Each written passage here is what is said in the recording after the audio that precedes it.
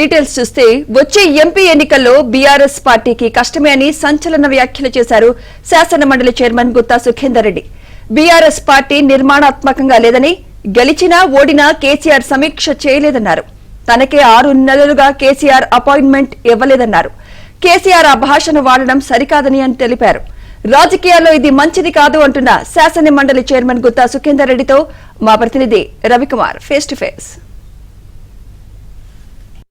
Assembly ఎన్నికల తర్వాత జరగబోయే ఎంపీ ఎన్నికలను అన్ని పార్టీలు ప్రతిష్టాత్మకంగా తీసుకున్నాయి. ప్రధానంగా కాంగ్రెస్ పార్టీ 100 రోజుల పాలన రెఫరెండంగా, అదేవిధంగా బీఆర్ఎస్ పార్టీ తన ఉనికిని కాపాడుకునేందుకు, మరింత బలాన్ని చూపించుకునేందుకు బీజేపీ ఎన్నికల్లో పోటీ చేస్తున్నాయి. ఇదే అంశానికి సంబంధించి మనతో స్పందించేందుకు శాసనమండలి చైర్మన్ గుత్తా సుఖేందర్ రెడ్డి ఉన్నారు. సార్ చెప్పండి, ఈ జరగబోయే ఎంపీ ఎన్నికల్లో పార్టీలు మాటల తూటాలను ఎట్లా చూస్తారు? ఎన్నికలు అన్నప్పుడు ఒక పార్టీ విమర్శించుకోవడం సహజమైనటువంటిది. రాష్ట్ర ఎన్నికలు, జాతీయ ఎన్నికలు కలిసి వస్తే ఓ రకమైనటువంటి పరిస్థితులు ఉంటాయి. ఇప్పుడు ఇది కేవలం జాతీయ ఎన్నికలు, పార్లమెంట్ ఎన్నికలు మన రాష్ట్రంలో. కాబట్టి దీన్ని చాలామంది జాతీయ దృక్పథంతోనే ఆలోచన చేస్తారు. అయితే రాష్ట్రంలో గతంలో కూడా బీఆర్ఎస్ పార్టీ అధికారంలో ఉన్నది కాబట్టి ఇక్కడ మనం 9 స్థానాలు గెలిచినాం. ఎందుకంటే ఎప్పుడైనా రాష్ట్రంలో అధికారంలో ఉన్నప్పుడు కేంద్రంలో కూడా మన పార్లమెంట్ సభ్యులు ఉంటే ఫైట్ చేస్తారు, మన సమస్యలు పరిష్కారం చేస్తారు, రాష్ట్ర ప్రభుత్వానికి అండగా అక్కడ ఉంటారనేటువంటి అభిప్రాయం కూడా ఉంటుంది. ఈ ఎన్నికల్లో బీఆర్ఎస్ పార్టీకి ప్రజలు ఎలాంటి తీర్పు ఇస్తారనుకుంటున్నారు? ఎట్లాంటి ఫలితాలు వస్తాయి? నల్గొండ జిల్లా వరకు చెప్పాలంటే, నల్గొండ జిల్లాలో 19లో 9 శాసనసభ స్థానాలు గెలిచినాము. రాష్ట్ర ప్రభుత్వం కేసీఆర్ నాయకత్వంలో 88 శాసనసభ్యులు గెలిచినారు.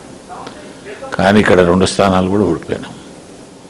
దాని మీద రాష్ట్ర ప్రభుత్వం అంటే ప్రధానంగా పార్టీ సమీక్ష చేయాలి. కానీ అటువంటి సమీక్షలు చేసే అలవాటు ఇప్పటివరకు జరగలేదు. కాబట్టి రేపు జరగబోయేటి పార్లమెంట్ ఎన్నికల్లో కూడా కొంత కష్టమైన పరిస్థితి మనకు ఉంటుంది అనేటువంటి అభిప్రాయం అందరికీ తెలిసేది. దాంట్లో కొత్తగా నేను చెప్పాల్సిన అవసరం లేదు.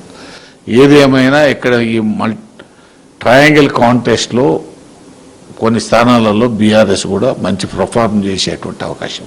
అంటే ప్రధానంగా ఉమ్మడి నల్గొండ జిల్లాకు సంబంధించి నల్గొండ కావచ్చు, భువనగిరికి ఇద్దరు కూడా ఒక కొత్త క్యాండిడేట్లు కూడా బరిలోకి దింపడం జరిగింది. ఎట్లాంటి ఆదరణ ఉంటుంది అనుకుంటున్నారు? నల్గొండ జిల్లా గురించి ఎన్నికల మీద నేను ప్రిడిక్ట్ చేయడం కరెక్ట్ కాదు. ఎందుకంటే ఐఎమ్ నాట్ ఏ సర్వేయర్.